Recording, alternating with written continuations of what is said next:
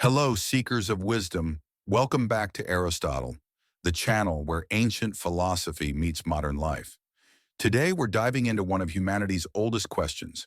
How do we achieve true happiness? And who better to guide us than the master himself, Aristotle? Forget fleeting pleasures or wealth. Aristotle's vision of happiness, eudaimonia, is about flourishing through virtue, reason, and purpose.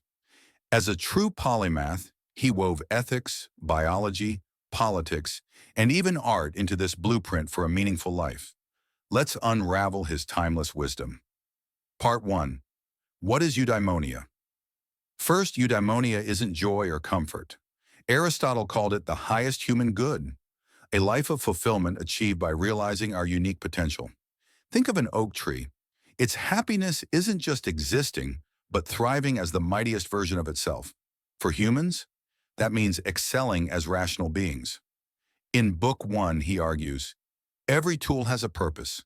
A knife's good is cutting, a human's good, to live according to reason.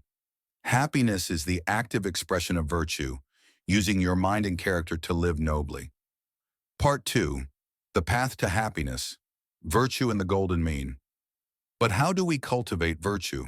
Enter Aristotle's golden mean, the balance between excess and deficiency. Courage isn't recklessness or cowardice. Generosity isn't wastefulness or stinginess. Virtue is a habit forged by practice. Aristotle, the polymath, observed this in nature. Health is balance in the body. Justice is balance in society. He studied biology to understand ethics, politics to grasp human nature. For him, happiness is holistic. You can't thrive in a vacuum. That's why he insisted man is a political animal. True happiness needs friendship, community, and justice. Isolation, that's for beasts or gods. Part 3.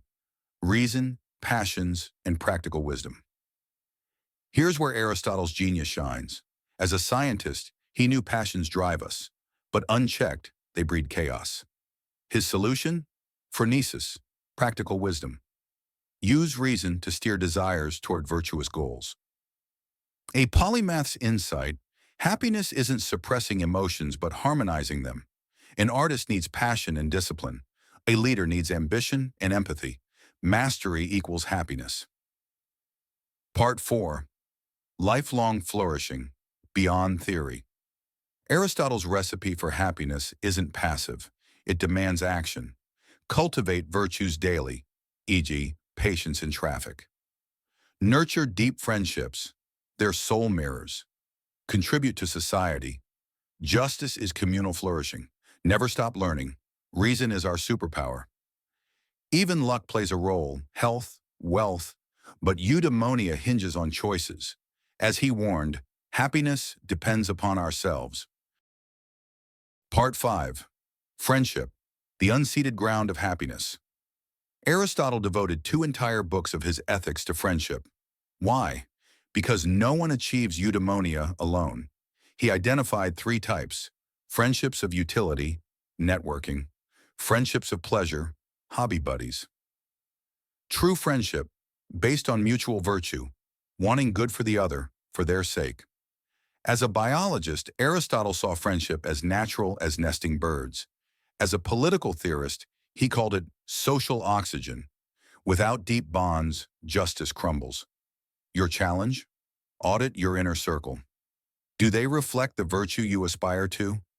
Part 6. Contemplation, when happiness meets the divine. Here's Aristotle's most radical idea. The pinnacle of happiness isn't action, but contemplation, theoria. Why? As a polymath who dissected squid and mapped logic, he believes studying truth connects us to the divine. Animation, brain neurons firing while reading philosophy versus scrolling social media. Host, in Book X, he argues contemplation is self-sufficient, needs no audience; uniquely human, gods don't need courage, animals can't theorize; eternal, while virtues fade with age, wisdom intensifies. Not an excuse to quit your job, but a call to carve thinking time into every day. Part 7. Polymathy in practice, How Aristotle lived eudaimonia. Did Aristotle follow his own advice? Absolutely. His life was a masterclass in balanced virtue, intellectual courage, dissected animals when superstition ruled practical wisdom, advised kings but fled tyranny to avoid excess community, founded the Lyceum, ancient Greece's first think tank leisure, wrote on tragedy and comedy because play is virtue's rest. Aristotle didn't just teach happiness, he lived it. His polymathic curiosity fueled 200 treatises on everything from poetry to physics, proving that a life of purpose is built on wonder, virtue, and connection. So what's one virtue you'll practice this week? Share below.